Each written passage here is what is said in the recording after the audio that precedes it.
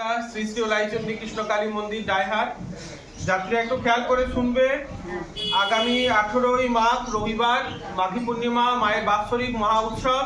সেই উপলক্ষে 12ই মাঘ সোমবার থেকে 25শে মাঘ রোববার পর্যন্ত মন্দির বন্ধ থাকবে। কারণ উৎসবের সময় মা আটন থেকে নামবে, মায়ের অঙ্গরাগ, মন্দির পরিষ্কার করা বা এই যে বড় উৎসবটা হয় তার আয়োজন করা। এই কারণে আমার এই কটা দিন সময় লাগে। পুজোর আগে কদিন বন্ধ, পুজো হয়ে আবার 7 দিন বন্ধ। তো যারা আসবে 12ই মাঘ সোমবার এর আগে আসতে হবে। 25শে মাঘ রোববারের পর আবার মন্দির যেমন খোলা ছিল সেইভাবে খোলা হবে। পুনরায় আবার ফেসবুকের মাধ্যমে হোক, ইউটিউবের মাধ্যমে হোক আবার সূচিত করা হবে সবাইকে। আর 18ই মাঘ মাঘী পূর্ণিমা রবিবার মায়ের উৎসবের দিন সবার নিমন্ত্রণ থাকলো। যারা আসেন সবাই আসবেন, মন্দিরে মায়ের পুজো দেখবেন, বসে অন্নপ্রসাদ পাবেন।